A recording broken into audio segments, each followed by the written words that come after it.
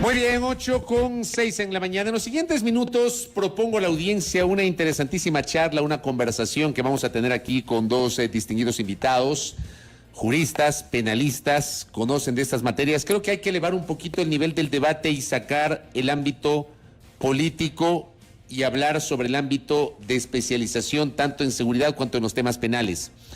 ¿Cómo llegamos a esta crisis carcelaria, querida audiencia, que no tiene precedentes en la historia de la República?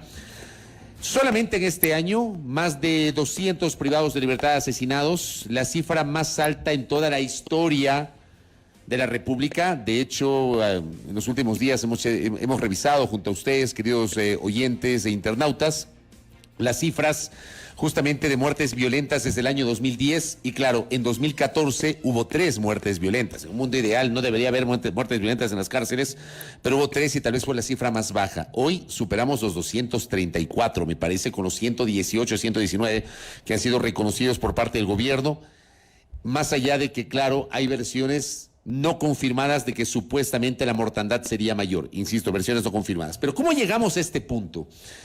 ¿Y esto cómo lo asociamos con el clima de inseguridad? ¿Y cómo lo asociamos con el clima de impunidad? ¿Y cómo lo asociamos con el tema del hacinamiento? ¿Y cómo lo asociamos con el uso o abuso de la prisión preventiva? O sea, es un todo. Y por eso hemos invitado a la doctora María del Mar Gallegos y al doctor Pablo Encalada, que visitan justamente la mesa de trabajo de A Primera Hora por Sonorama. ¿Cómo le va? Doctores, bienvenidos, qué gusto. ¿Cómo están? Gracias, Fabricio, buen día. Un gusto compartir contigo, Pablito, este espacio y a todos los que nos escuchan en Sonorama. Gracias. A ver, empiezo con usted. Valoración de la crisis carcelaria, doctora María del Mar Gallegos. Bueno, a ver, realmente yo creo que uno de los grandes errores que tenemos como sociedad y como, por ende, como Estado, es pensar que el derecho penal soluciona las cosas.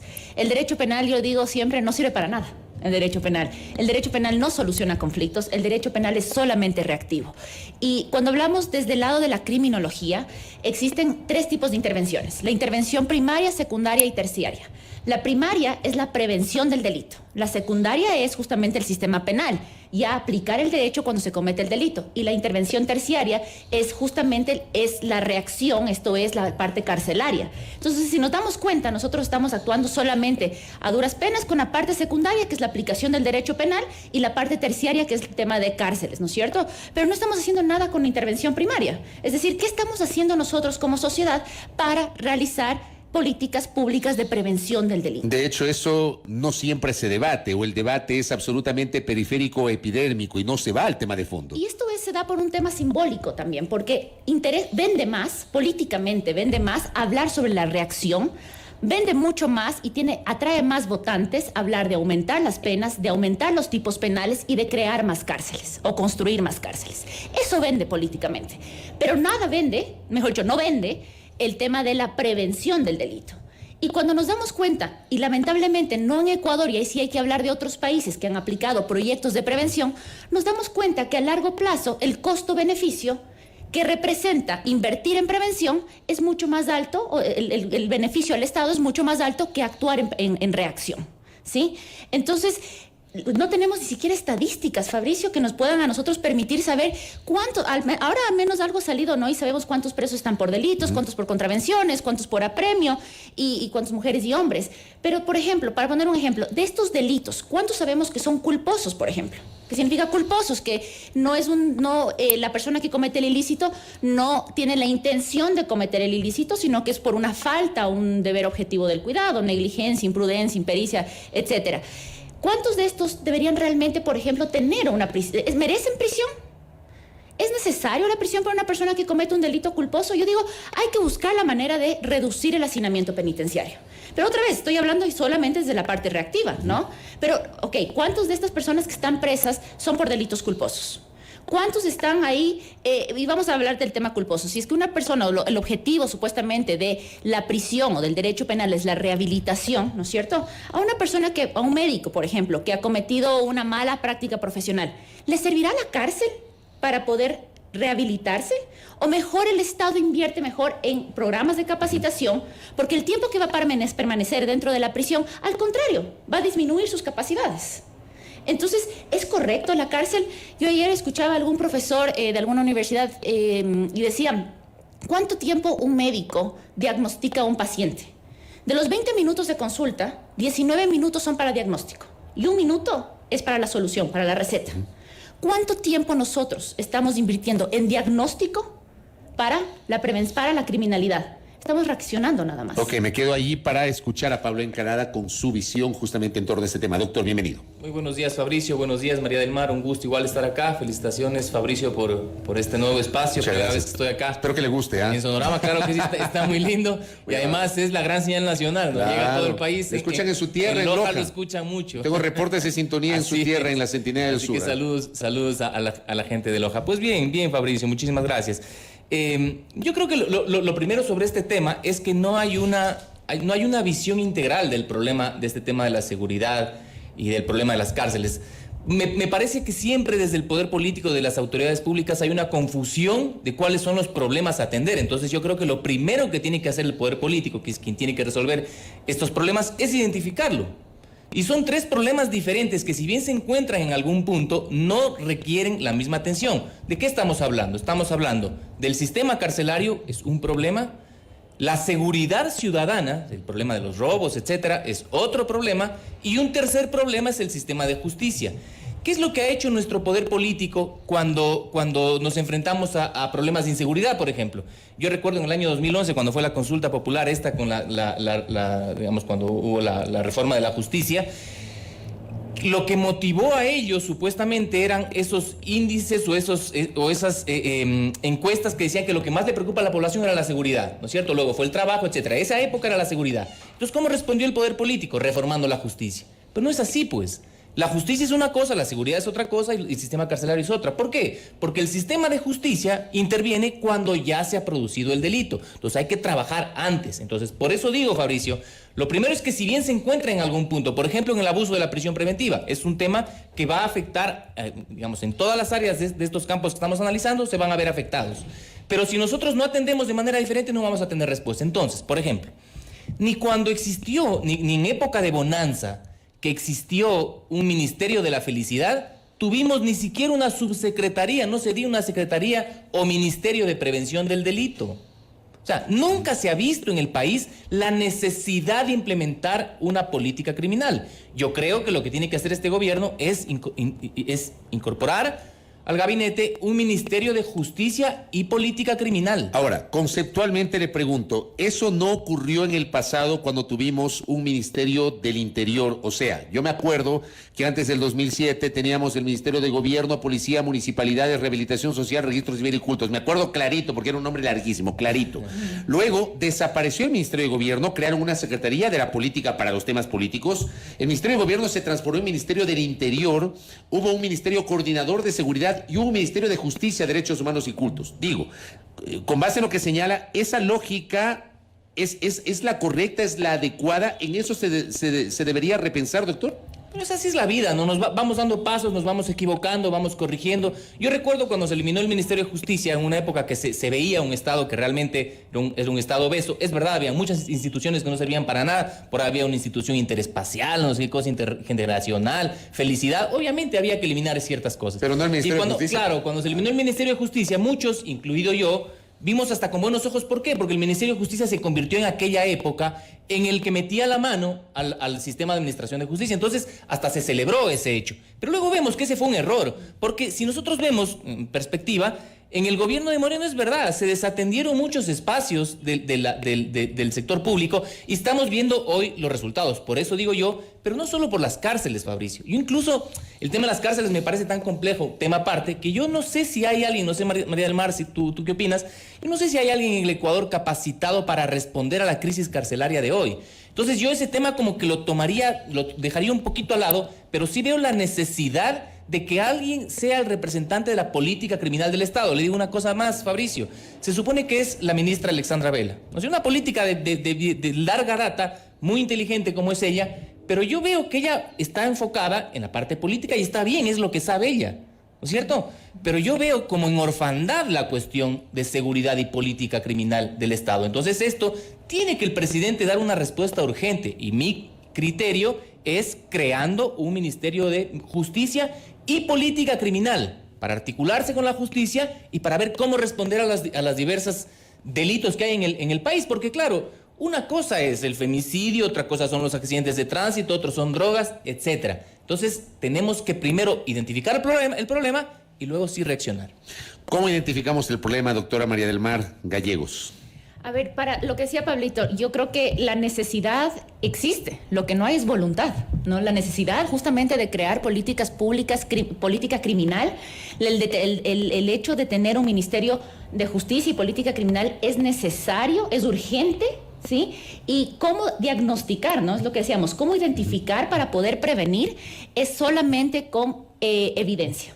Es la única manera. Si yo no sé cómo es, o no tenemos datos gruesos sobre cómo está la delincuencia, la criminalidad, de manera más acertada, ¿no? Porque si vemos los datos de Fiscalía, nos va a reflejar un interés institucional. Lo mismo con Policía, lo mismo con Ministerio de Gobierno, nos reflejan intereses institucionales. Entonces nosotros tenemos que tener un instituto, ya sea, yo preferiría que no sea estatal, yo preferiría que sea un instituto independiente, en el que tenga cifras y estudios que reflejen lo más acertado de la situación real de la criminalidad. Una vez que tenemos estudios basados en evidencia, solo ahí yo puedo aplicar una política criminal. Usted plantea esto porque las cifras oficiales podrían ser manipulables. Siempre, desde la criminología, siempre se habla que hay que cuestionar mucho las cifras, ¿no? Porque si es que voy a la Fiscalía, va a reflejar cuántas denuncias tengo, cuántos procesos he llevado a juicio, cuántas personas están sentenciadas, que no necesariamente es un reflejo del estado actual de la criminalidad. Por eso la importancia de tener estos estudios. Una vez que yo tengo estudios, puedo tomar decisiones, porque no es lo mismo aplicarla, no es la misma reacción para femicidios, no es la misma reacción para robos, no es la misma reacción para delitos culposos, insisto. Entonces, una vez que tenemos esto, y comparto, no existe realmente una persona que en este momento yo creo que esté capacitada para tratar temas de criminalidad. No tenemos que ponerlo a la policía, no a los militares, sino a criminólogos, sociólogos, trabajadores sociales. Usted en ese sentido, Pablo Encalada, usted planteó aquello y lo suscribe la doctora Gallegos. ¿Cree que fue un error, por ejemplo, poner a un militar en servicio pasivo, el coronel Fausto Cobo, y hoy otro militar en servicio pasivo, el coronel Bolívar Garzón, al frente del SNAI? Lo que pasa es que esa ha sido la lógica de siempre. Se cree que la seguridad tiene que ser manejada por ex policías o por militares, claro. ¿Y por qué? Porque digamos, hay esa experiencia nacional que las empresas de seguridad, las compañías de seguridad, casi siempre están en manos de ex militares. Entonces, hay esta creencia de que quienes aprendieron seguridad externa, ¿no es cierto?, a proteger al Estado de potenciales guerras, están capacitados para enfrentar, no sé, ya digo, las compañías de seguridad o en este caso los centros carcelarios. Y no creo que necesariamente sea así. Yo creo que, por ejemplo, el coronel Cobo seguramente tenía buena formación en inteligencia militar, que no es lo mismo. No es lo mismo. Entonces yo digo, me pareció valiente cuando él asumió este rol, ¿no es cierto?, pero a mí me queda ahí la duda de por qué él sale y al otro día pasa lo que pasa, ¿no? Entonces yo sí creo, y yo lo planteo, yo lo digo de frente, ¿no? Yo no sé si es que hay alguien capacitado en el Ecuador para enfrentar este problema hoy por hoy. ¿Qué tiene que hacer el gobierno? Buscar en el extranjero asesoría internacional. Por supuesto, cooperación. Por supuesto.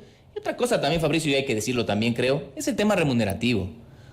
¿Usted cree que va a conseguir por $3,000 a una persona que tiene una formación altísima, que lo van a traer del exterior para pagarles con ese sueldo y enfrentar este problema en las cárceles? Yo lo veo muy difícil.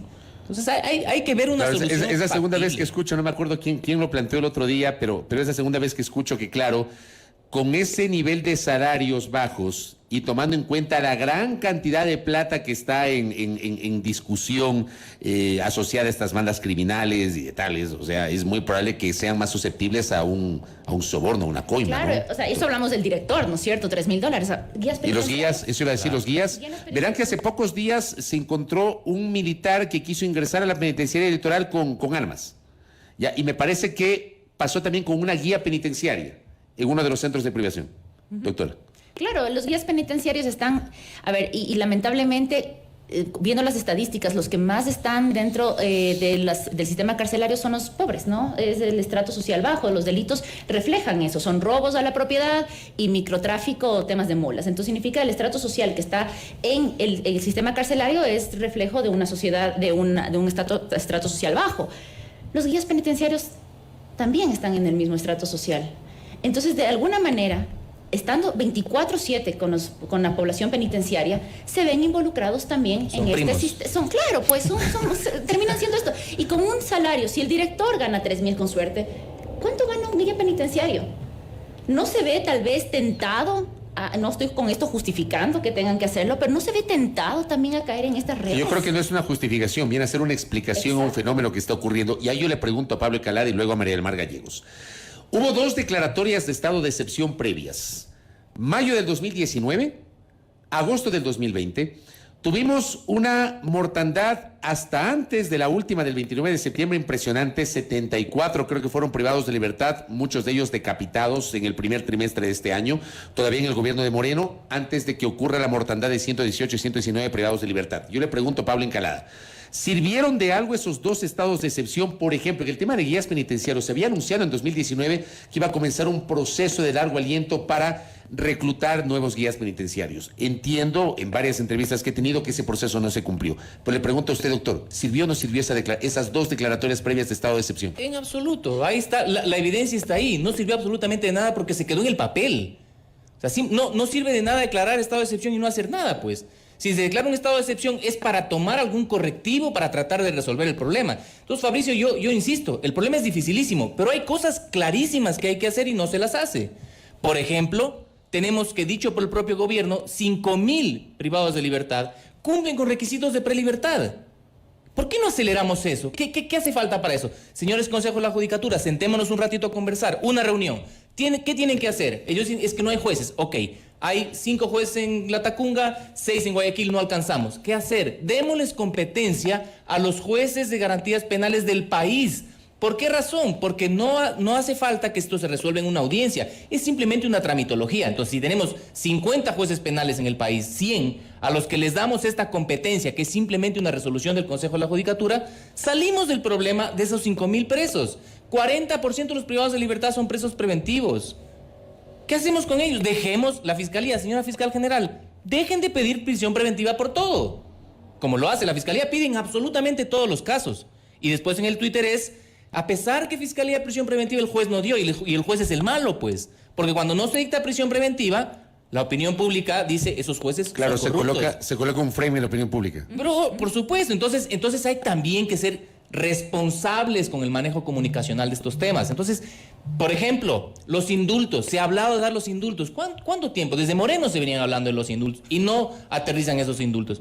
13% de los privados de libertad son por el no pago de alimentos. Hay que discutir este tema. 13%. 13% son por no pagar alimentos. Y el no pago de alimentos a mí me parece retrógrada que sigamos mandando a la cárcel a una persona que no puede pagar. Si lo hace porque ha sido de manera dolosa, no lo hace, entonces convirtámoslo en delito. ¿No es cierto? Y no como hoy, que no es un delito. Esa es una figura de meter a la cárcel camuflada, que no es derecho penal, es derecho de familia, pero te terminas yendo a la cárcel. María del Mar Gallegos. Sí, totalmente lo que yo decía al inicio, ¿no? Esto de la parte simbólica. El utilizar prisión preventiva para la opinión pública es válido, porque claro, se está actuando y estamos haciendo justicia. Claro, cuando dictan la prisión preventiva, uno ya siente, digamos, como ciudadano que se está impartiendo justicia. Y para muchos de ahí hasta la sentencia, porque no entendemos que esto es solamente una medida de cautelar, ¿no es cierto? Pero para la opinión pública muchas veces ya se hizo justicia con una prisión preventiva.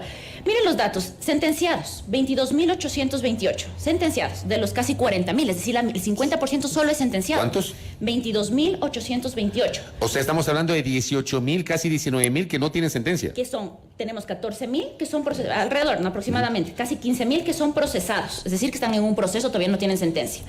Contraventores, 513. ¿Es necesario la prisión para contraventores? Apremio, lo que decía Pablito, 580. Entonces, miren que solo en estas estadísticas ya podríamos bajar casi la mitad del hacinamiento, ¿no es cierto?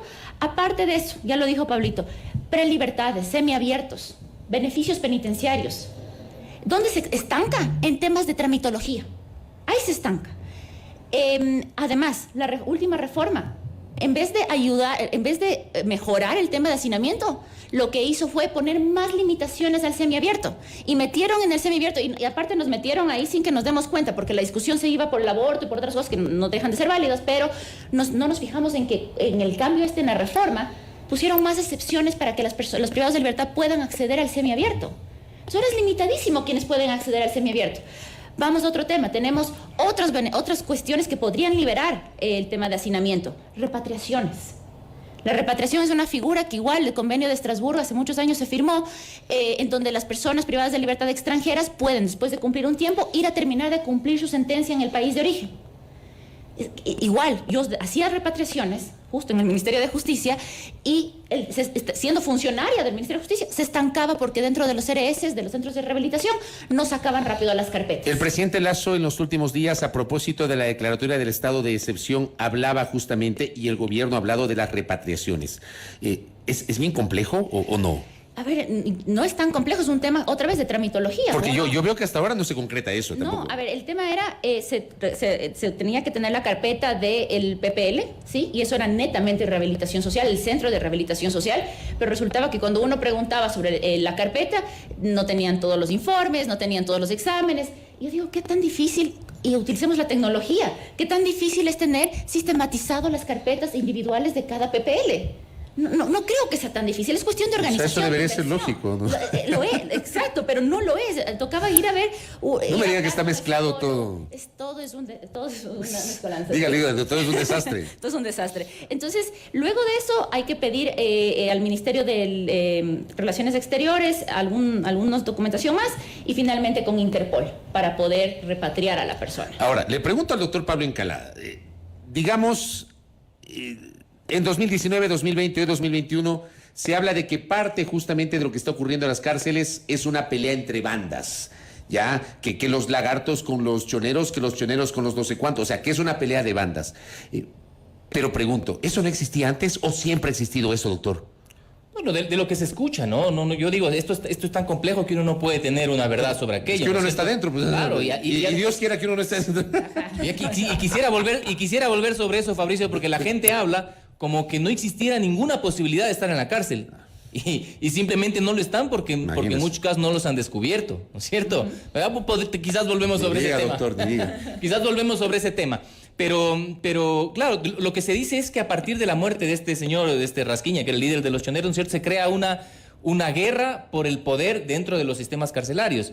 Yo digo, vamos, sobre eso hay que atenderlo de otra forma, ¿no es cierto? No necesariamente con el derecho penal, ¿no es cierto? Hay que atenderlo de otra forma. Pero es evidente que hay una desatención del Estado. O sea, uno va a los centros carcelarios, no funcionan los escáneres, no existen los inhibidores de señal. El sistema de rehabilitación está podrido, es que hay que decirlo. Yo me apena por la gente que trabaja ahí, por sus familiares, pero eso está descompuesto. Cada uno de los trámites estos que hablaba María del Mar para los temas de repatriación, beneficios penitenciarios, etcétera, es dinero adentro. Cada paso que tiene que dar para emitirse un informe es corrupción. ¿Qué hacer con eso? Bueno, no es tanta información. El presidente de la Corte Nacional está proponiendo un software, usar temas tecnológicos para que la verificación de estos documentos sea incorporado simplemente a un sistema. ¿Cómo se maneja el mundo actualmente? Si no, ¿cómo que hacemos los procesos en las grandes industrias? En nuestro país mismo. Eso, el tema tecnológico es cuestión de ver si un ingeniero medianamente bueno en el país y que nos ayude a desarrollar un sistema para aquello. Vea, hay cosas tan inexplicables como el hecho de que yo no entiendo por qué no ponen los escáneres tipo arco para que se pueda detectar el ingreso de metales con la comida. Bueno, pero eso sí, eso tiene razón. La comida. Porque nosotros somos abogados. No, ustedes sí, pues. Nosotros somos abogados, María del Mar, y sabemos lo difícil que es entrar a una cárcel. Claro. Yo he tenido clientes que han estado adentro y sé lo que viven esas pobres familias cada vez que los... Yo me refiero con la comida, supuestamente ocultos en medio de los sacos de legumbres, ¿no? Y todos sabemos por dónde entra. Entra por la puerta grande, entran en las camionetas, entra con la comida, entra con la ropa, entra con las compras. Por ahí entra la comida, con los policías, con los guías. No entra con los familiares. ¿A quienes les hacen pasar situaciones aberrantes? A las mujeres, sobre todo, esposas, madres de los reclusos, les hacen pasar cosas realmente denigrantes. Doctora. Sí, y hablando, vamos al tema de rehabilitación también, porque eso es importante también que se tope. El tema de rehabilitación no se va a lograr si es que no cambiamos estas situaciones dentro de la cárcel, que se cambien estos espacios de poder, porque como decíamos, el tema es que todos sabemos que entran las cosas, ¿no es cierto? Entran pistolas, entran armas, entran droga, lo que sea, pero ¿por dónde entran? Entran por los que tienen poder, ¿no es cierto? Entonces, un poco también ver este tema de la rehabilitación. Hablamos de reinserción también dentro del tema carcelario. ¿Qué está haciendo el Estado realmente para rehabilitar y reinsertar? Yo siempre digo, es cuestión de voluntad política. La persona privada de libertad, cuando sale ya cumpliendo su pena, ¿qué tan fácil es conseguir un trabajo? ¿Qué tan fácil es cambiar el chip de la estigmatización que se tiene con una persona privada de libertad, ex persona privada de libertad? ¿Por qué el Estado no toma medidas o ciertas soluciones, como por ejemplo, que las empresas que contraten personas que hayan estado privados de libertad se les exonere de impuestos? No me parece que sea tan descabellado lo que digo, porque creo que esto se aplica en algún otro país, pero ahí está la voluntad política de realmente reinsertar a una persona. Una empresa privada que pueda verse frente a una exoneración de impuestos por tener a una persona ex privada de libertad, puede ayudar en algo, ¿no?, a esta reinserción. Porque si no, vamos a seguir en este círculo vicioso de violencia. ¿Será eso lo suficientemente atractivo para la empresa privada, digamos, que diga, bueno, me exoneran impuestos si contrato a una persona que cumplió una sentencia? Porque digo, ahí también hay un estigma, ¿no? Hay una estigmatización de esa persona que fue privada de libertad. Por supuesto, pero es una manera de incentivar. No puede llegar a ser obligatorio, sino un incentivo tributario. La empresa que se decida por tener este incentivo tributario, pues entonces ayudará también a una persona que sea ex privada de libertad. Pero es la única manera de romper con este círculo de violencia, porque no solamente es el privado de libertad que se encuentra y que recae y reincidente en esto, son las familias también. Tú ves hermanos, primos, mamá, papá, que están en este círculo de violencia y que casi todos están o han pisado alguna vez una cárcel, ¿no? La única manera es reinserción y prevención. Es un círculo. Prevención, reinserción. Si no, nunca vamos a acabar. Y pensamos que ponerles en la cárcel se acabó el problema. ¿Cómo prevenimos? Y esto ya hay estudios en los años 60 en Estados Unidos. Hay un estudio muy interesante que se llama Perry Free Project. Es una escuela en donde se tomaron dos grupos. Un grupo donde estos dos grupos tenían posibilidades muy altas de caer en temas de justicia penal. Un grupo que fue intervenido le dieron educación de calidad por 5 años. Muy bueno, no por más, pero 5 años fue el estudio, la intervención. 5 años de calidad, no solo educación formal, sino recreación, alimentación adecuada, salud, entre otras cosas. Los resultados se van viendo después de 40 años, ¿sí? Estas personas que tuvieron esta intervención de educación no necesariamente formal, no cayeron en la justicia penal, o muy pocos, pero lo más importante es que no reincidieron. El otro grupo que no tuvo intervención, todos en temas penales. Entonces, la solución la sabemos, es educación formal y no formal, ¿sí? Pero en los resultados, ¿cuándo se ven? Muy a largo plazo. Y a ningún político eso le conviene, porque eso no es redituable a nivel de votos. Y tampoco es simbólico. Ahora, pregunto, doctor Pablo Encalada, el arquitecto Fernando Carrión Mena, investigador académico, que además está muy involucrado en las investigaciones de los temas de seguridad, él tiene una tesis que a su vez está asociada a un temor. Que lo que está pasando hoy a nivel de violencia, esta espiral de violencia en los centros de privación de libertad expresada fundamentalmente hoy en la penitenciaría electoral, se puede eventualmente trasladar a las calles. Y él ha citado ejemplos ocurridos, por ejemplo, en Brasil, en Sao Paulo, en Río de Janeiro, me parece que en Caracas, Venezuela también ha ocurrido aquello, me parece que en Centroamérica, en El Salvador, en Nicaragua también ha ocurrido ejemplos similares. ¿Hay ese riesgo, doctor Encalada? Bueno, se ha escuchado muchísimo aquello, y eso, claro, nos causa mucho temor a la ciudadanía que esto pueda ocurrir. Pero vemos, por ejemplo, en este reportaje que hace la Posta, ¿no? Anderson Boscan, claro, la inmersión que me pareció periodísticamente fantástico, hay que decirlo. Yo creo que las cosas hay que reconocerlas cuando se hacen bien. Creo que los colegas trabajaron muy bien ese tema. Sí, es un excelente trabajo y además anuncian más entregas. Entonces, además que no todos hemos tenido la oportunidad de generar trabajos periodísticos así, No, muy bien. Muy complejo. Felicitaciones, claro.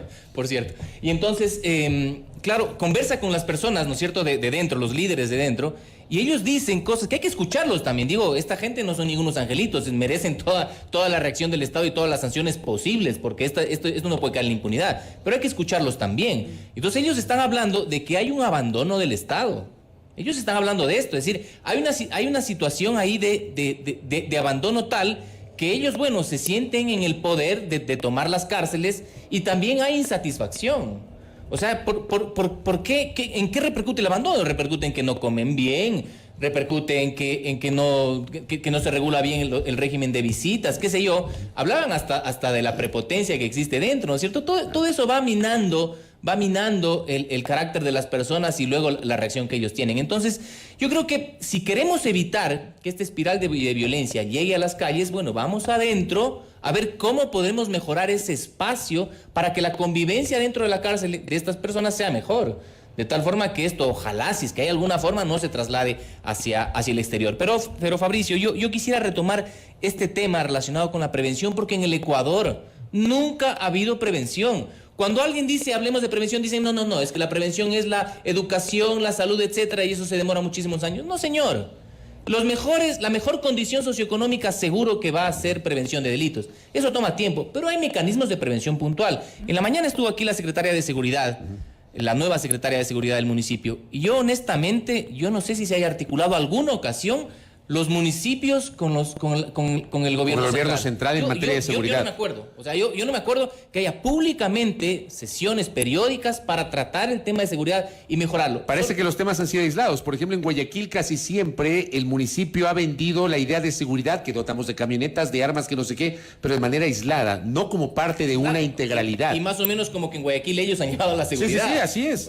Pero claro, en Quito, en cambio, he visto aislados siempre, o sea, se manejan de manera diferente. Y solo por poner ejemplos muy breves que ya nos refería María del Mar, porque la prevención existe en el mundo. O sea, hay experiencias maravillosas aquí en Medellín, Bogotá, experiencias maravillosas de prevención. Yo solo les digo una cosa, Fabricio, una de las formas de evitar la violencia en las calles o tener mayor seguridad es recuperando los espacios públicos. ¿No es cierto? Es norma. ¿Cómo hacemos? A mí se me ocurre algo elemental, como que, por ejemplo, aquí estamos al lado del Parque La Carolina, un parque maravilloso, hermoso. Pero usted no viene de noche a caminar al Parque La Carolina. Es peligroso. ¿No es cierto? Y es hermoso, uno lo ve desde la ventana, dice, qué lindo parque. Yo no puedo salir con mis hijos porque nos roban. ¿Qué hacer? Yo les invito a la ciudadanía, al menos a los que son vecinos de La Carolina o que viven en otras ciudades cerca de sus parques, y los invito a pensar cuando hay, por ejemplo, conciertos en La Carolina, cuando hay fiestas, cuando hay marchas. Uno sale súper tranquilo a caminar. ¿Por qué? Porque está respaldado de la gente. ¿Por qué el municipio, por ejemplo, no promueve de 7 a 10 de la noche espacios de convergencia ciudadana? De 7 a 10 vamos a salir a La Carolina todas las personas del barrio. Pero yo pregunto, doctora Gallegos, por ejemplo, a propósito de esto que plantea el doctor Encalada, el Boulevard de las Naciones Unidas, ese era el concepto, el Boulevard de la 24 de Mayo, ese era el concepto. ¿No funciona ese concepto? Y digo, citando otra vez a Daniela Valareso, que dijo esta mañana, vamos a tratar de, obviamente, reformular y cambiar la cara del centro histórico. Ya, yo le decía, no se trata solamente de sacar a la gente del centro histórico, sino de brindarles una oportunidad a los comerciantes de reubicación. ¿Qué hacer con las personas que no tienen, con las personas que piden calidad, con las personas indigentes? ¿Qué hacer con ellos? ¿Qué hacer con las trabajadoras sexuales? Que también es un tema que está ahí en el centro histórico, doctores. Sí, a ver, lo que dice Pablito es muy acertado. Esto, primero, la prevención como educación es a largo plazo, pero tenemos cosas como lo que acaba de decir que se llama prevención situacional. Eso significa cambiar las situaciones para mejorar los espacios, recuperación de espacio y además que esto ayuda en una cuestión, que es, se da una vigilancia natural. No necesito del policía, del militar ahí con la pistola, sino que es vigilancia entre nosotros, natural, que previene el delito. Entonces, eso es lo que tenemos que hacer, recuperar espacios. Pero ahorita decía, ¿me cruzo la Carolina en la noche? Yo sigo teniendo un código cada vez más gordo, más grande, con más penas, con más tipos penales. Y yo sigo sin cruzarme la Carolina a las 7, a las 6, a las 5. Mejor dicho, en ningún rato me cruzo la Carolina con un código más grande.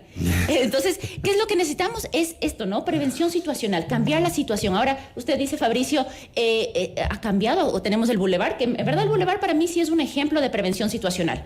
Pero el centro. Entonces, ¿qué hay que hacer? Eso, estudios. Potenciar eso. Potencializar, ¿no es cierto? Pero también estudiar, porque no la solución de Estados Unidos, no la solución de Australia, que son líderes en temas de prevención situacional, va a servir lo mismo acá en Ecuador. Pero para eso sirven los estudios que yo decía al inicio, ¿no es cierto? Porque nuestra realidad, nuestra cultura es distinta. Pero solo voy a poder saber cómo reaccionar cuando sepa cuál es nuestro origen, cuál es nuestro problema y si es que realmente la prevención situacional sirve o no sirve para nosotros. ¿Sí? Hay ejemplos maravillosos y son súper sencillos. Por ejemplo, en los buses, había, no me acuerdo qué ciudad, en donde existía mucha delincuencia en los buses. ¿Qué hacer? Cambiaba los espacios, ya no las filas como tenemos aquí, sino como trenes, como en tren.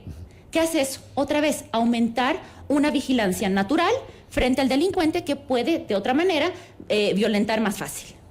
Entonces, son cuestiones muy fáciles de hacer y a corto plazo, que además políticamente son atractivos. Correcto. Quiero cerrar este debate en honor al tiempo, esta conversación más que debate, es una exposición muy interesantísima con nuestros invitados. Además, la gente ha felicitado a este esfuerzo que hemos hecho con nuestros invitados para justamente hablar de aquello, simplemente con un tema. ¿Habrán visto los videos que se viralizaron de estas dos personas con cuchillo en mano arremetiendo contra un ciudadano, supuestos limpiaparabrisas en el norte de Guayaquil. Habrán visto, ¿no? Sí, que ahí sí. salen. Bueno, se conoció ayer que fueron detenidos y como el afectado no presentó denuncia, salieron en libertad. Y claro, creo que todos nos quedamos espeluznados, no solamente por el hecho en sí, sino porque recuperaron la libertad porque no presentó el afectado denuncia. ¿Qué hacemos con eso, doctor Pablo Encalada? Y luego, doctora María del Mar Gallegos. Le iba a interrumpir para hablar de este tema, Fabricio. Justamente quería hablar de esto. ¿Por qué razón? Porque la falta de una visión integral, la falta de una política criminal, hace que ya en el día a día se produzcan estos errores. Entonces, por ejemplo, y antes de responder a esa pregunta, antes de eso, la gente dice, me acaban de robar y el agente de tránsito no hizo nada. ¿Por qué no hace nada el agente de tránsito? Es verdad que el agente de tránsito no tiene competencia para seguridad, pero ese señor, como cualquier persona del país, tenemos la posibilidad de detener a quien está cometiendo un delito flagrante. En delito flagrante, todas las personas somos agentes de retención.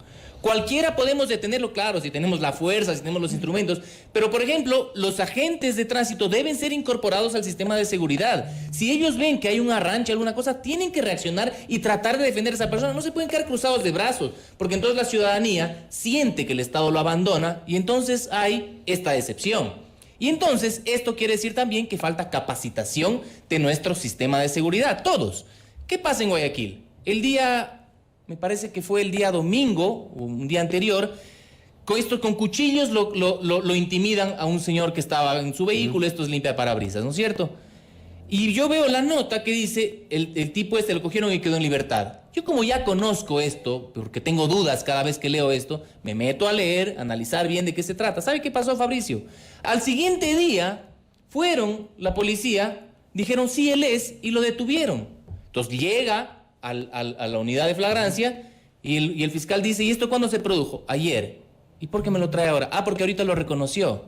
No hay flagrancia, pues. Entonces, ¿qué es lo que tiene que hacer el juez? Lamentablemente tiene que soltarlo. Pero esto no necesariamente tiene que ser así, pues. Corrijamos. Si yo no tengo identificado al tipo le tramito por celular una orden de detención con fines investigativos, pues. Lo llamo, yo soy fiscal. Señor juez, por favor, aquí tengo una persona que ya está identificada, ordéneme la detención, tengo los nombres, etcétera, etcétera. Le monto una vigilancia. Pero no hago esto como que esto de meter a la cárcel sea una cuestión de, no sé, pues de una tarea de los muchachos de colegio. No, pues hagamos las cosas bien como manda la institucionalidad. Entonces, cuando pasan estas cosas, no necesariamente es porque falta ley, porque hay jueces corruptos o fiscales corruptos, no.